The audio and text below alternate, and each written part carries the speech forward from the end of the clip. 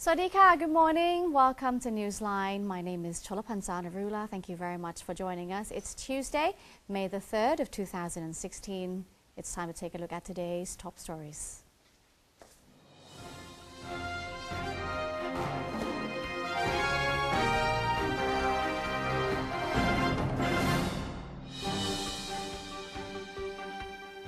Let's take a look at Thailand moves forward. With our very first story, the Prime Minister has ordered the Governor of Chiang Mai Province and relevant agencies to work closely together to deal with the haze situation currently impacting the ASEAN region. Prime Minister General Prayut Chan-o-cha has concluded his visit to Chiang Mai Province by stating that the trip was to follow up on the implementation of state policy. Among the areas he observed while in the province was agriculture, with a focus on the haze situation, which is being exacerbated by forest fires. He stated that his administration has tasked Chiang Mai's governor with coordinating the work of all relevant agencies to remedy the problem by zoning off areas susceptible to fires and unifying the work of all bodies. He has also called for better cooperation with fellow ASEAN nations, both on short-term and long-term solutions. The Premier responded to calls to make the haze problem a national agenda, saying that it can be included in the agenda to care for national forest areas, as well as part of reforms for better management of natural resources. Thailand and Japan have signed an agreement to set up farming cooperation that will pave the way for negotiations under a Japan-Thailand Economic Partnership Agreement, or JTEPA. Foreign Minister Don Paramatvinai welcomed his Japanese counterpart Fumio Kishida on his arrival to Thailand to sign the agreement. The cooperation will be established not only in the area of agriculture, but also those that are related to bilateral efforts between the two countries. Under the agreement, agriculture officials from both nations are expected to enter high-level negotiations that will eventually lead to the establishment of an economic framework under JTEPA. The Thai Foreign Minister told Mr. Kishida that the government is determined to restore democracy and ensure the well-being of Japanese expatriates. Mr. Kishida said the agreement will benefit both Thailand and Japan economically. He noted that there are currently more than 4,500 Japanese companies operating in the kingdom. The National Reform Steering Assembly, or NRSA, has approved a report on the reform of traditional Thai medicine.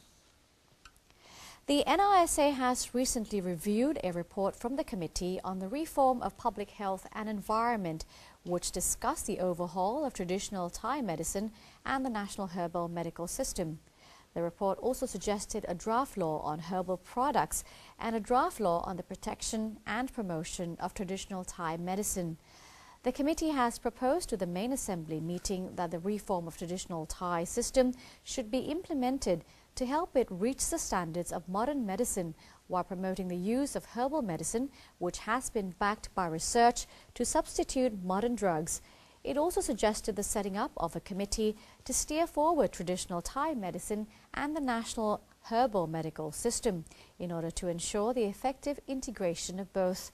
Members of the NRSA then joined the debate and reached a majority vote to approve the report.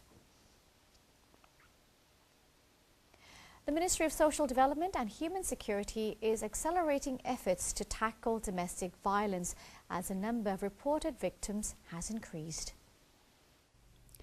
Social Development and Human Security Minister General Adun Sang Singkao chaired the opening of the training program to mobilize multidisciplinary mechanisms for the protection of women, children and family members from domestic violence.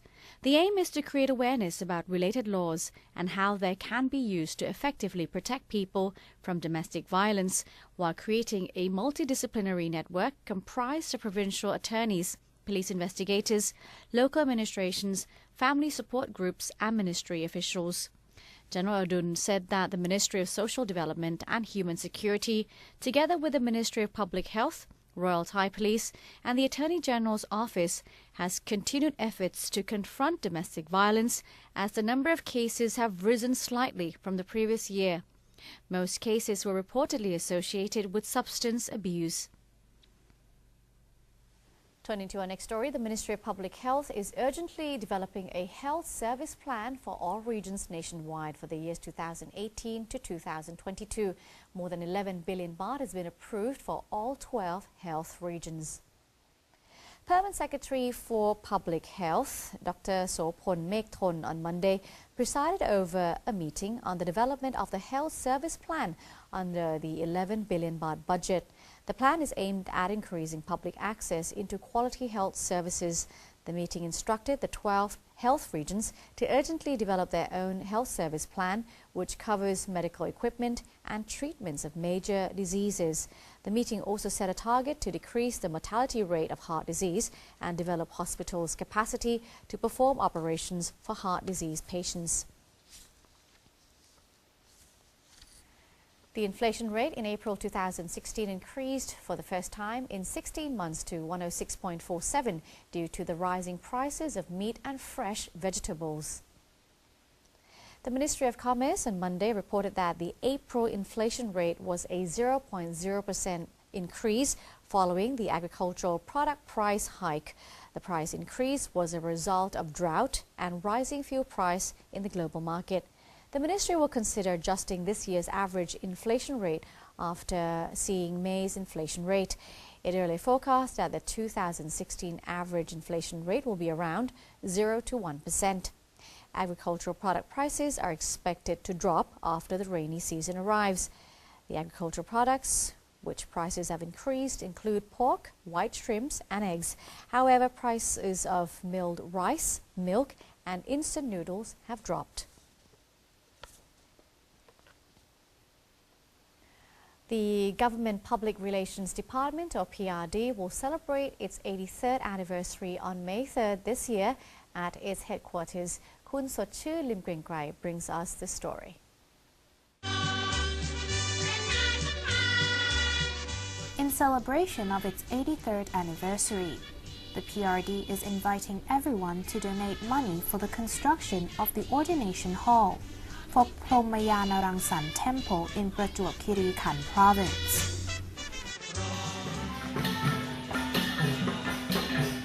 The PRD will hold an activity between May 3rd and 4th, featuring a religious rite, a friendship sports competition, a contest called PRD to be #1 exercise, an award ceremony for best performing divisions, and talks by well-respected individuals, such as Chairman of the Executive Board and Managing Director of Amata Cooperation Public Company, Wikrom Kromadit, and former Secretary General of ASEAN, Surin Pitsuwan.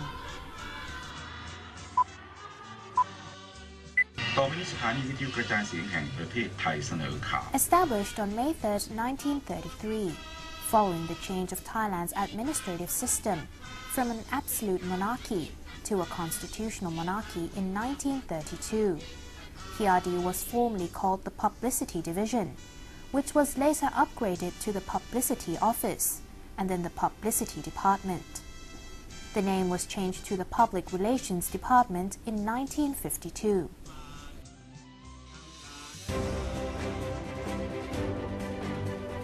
PRD, as the major agency in public relations of the Thai government, operates under the supervision of the Office of the Prime Minister. Following the ASEAN integration, the PRD established an ASEAN division under its Foreign Office to give special attention to ASEAN affairs. As for international cooperation, the PRD has signed Memorandums of Understanding, or MOUs, in the fields of broadcasting, news exchange, information, and communication with several countries. Apart from exchanging media activities under the MOUs, it has also promoted cooperation with international media organizations. Although its headquarters is in the capital city, the PRD has branches in all provinces across Thailand, with main offices in 8 provinces, namely Khon Kaen, Ubon Ratchathani, Lampang, Phitsanulok, Surathani, Songkhla, Rayong, and Kanchanaburi. The PRD also supervises 3 media agencies, including the National Broadcasting Service of Thailand or NBT, the National News Bureau of Thailand or NNT, which is the owner of NBT World, and Radio Thailand. The department has been serving as the core agency in state public relations since its first foundation. Initial missions of the agency emphasized on the publicity of Thailand, to be known and trusted in the international community, and to publicize the democratic role among the general public. Areas of service include radio broadcasting, PRD news service, television stations, provincial PR works, foreign PR works, PR policies, data and information services. This is Sotchun Lim Griang Kai reporting.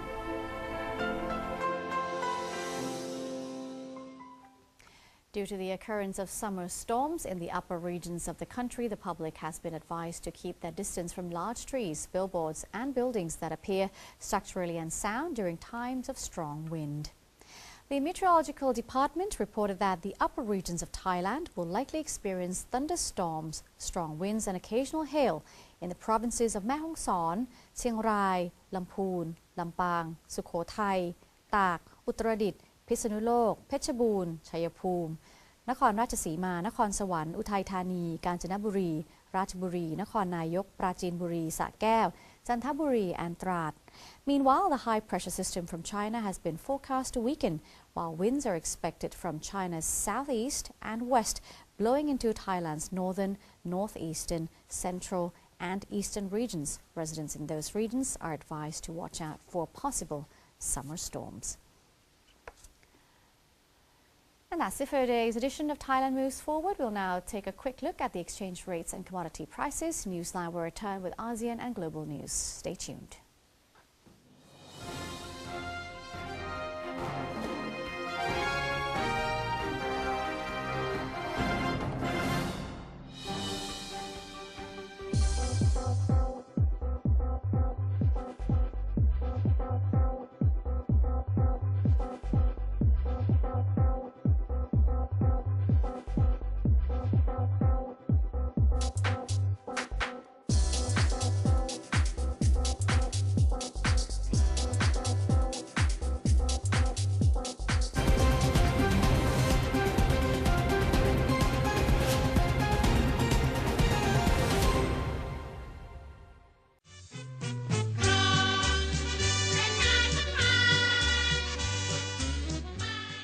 On behalf of the Thai Red Cross Society, I'd like to congratulate the Public Relations Department of the PRD on the 83rd anniversary of its foundation. I'd like to thank the Public Relations Department for always extending full cooperation to the Thai Red Cross Society in all its activities.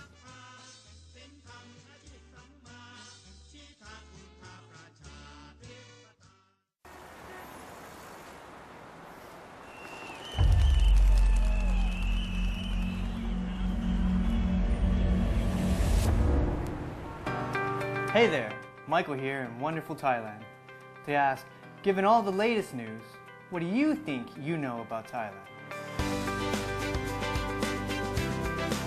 Looks like it's still business as usual, chilling out. Maybe grab some of the local food and check out the Thai scene.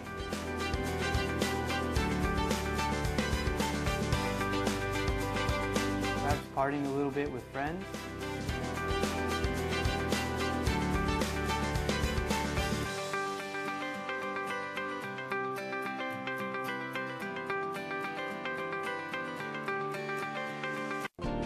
In celebration of its 83rd anniversary, the Government Public Relations Department has vowed to develop its role as a reliable and trustworthy organization that provides the most accurate, up-to-date, and useful information to the people of Thailand and the international community.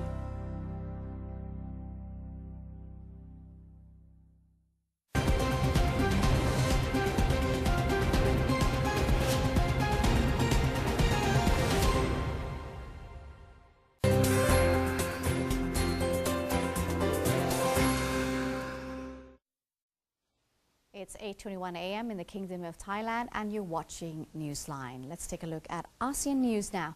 Japan Foreign Minister Fumio Kishida stated that connectivity is a key to deepen its relation with ASEAN for the complete integration in all areas. In his ASEAN's policy speech about diversity and connectivity role of Japan as a partner, Mr. Kishida pointed out that Japan has always supported investment in infrastructure. This can be seen from the fact that Japan provided financial assistance to Thai and Laos Bridge in 2006. Japan does not only support in road and bridge, but also border and custom procedures. The Japanese foreign minister also suggested that Thailand can expand its role in peace, stability and prosperity in the region due to its geopolitical aspects. Moreover, Thailand should unify ASEAN potential out of the diversity.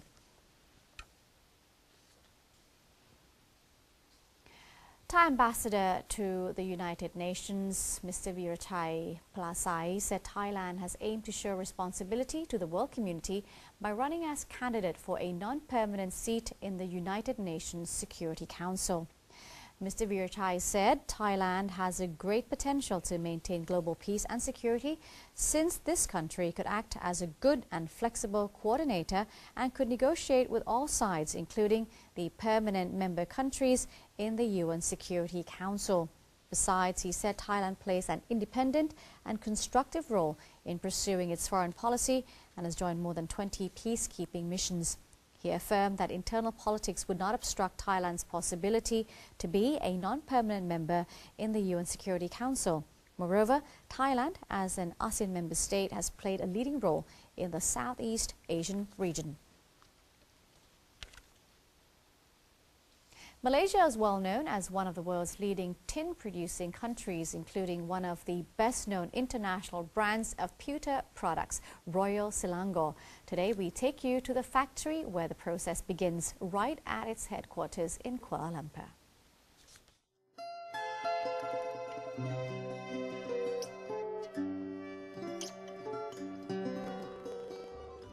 Founded in 1885 as a small shop house by a young pewter smith named Yong Kun, who migrated from China to Malaysia to search for a better life. Today, Royal Selangor is the world's largest pewter company that exports its product to more than 20 countries around the world, with elegant stores located in major cities, from Singapore and Hong Kong to London and Melbourne. The main factory in Kuala Lumpur attracts thousands of visitors a year, and its award-winning visitor center has become one of the country's top attractions.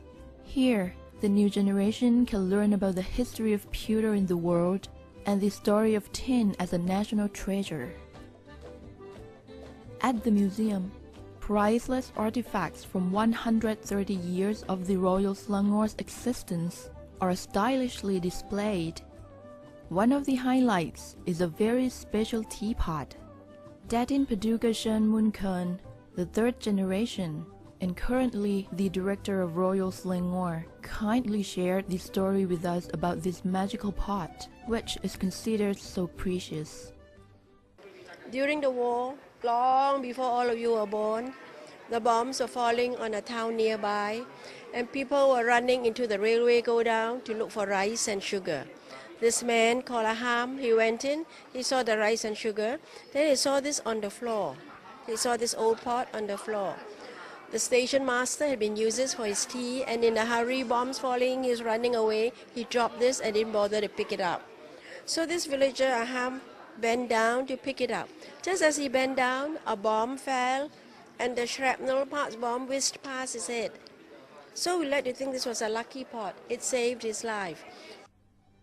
In addition to the museum at the headquarters, other exciting activities include the workshops, where visitors can enjoy the fun experience of step-by-step pewter smithing and creating pewter items of their own design. The factory is also open for visitors to witness the skilled craftspeople of Royal Selangor as they create fine pewter pieces. There are 1,000 different designs too, that are part of more than 100 collections to the global arts and crafts market. The company always manages to keep pace with the world. For example, It has released the modern collections such as Star Wars and The Lord of the Rings to impress youngsters. And if you have a chance to visit the Royal Selangor's Visitor Center in Setapak Jaya, Kuala Lumpur, don't miss taking a photo with the 1.987-meter tall giant tankard, recognized by the Guinness World Records since 1987. For NBT World, I'm Wankawi Netikamjan.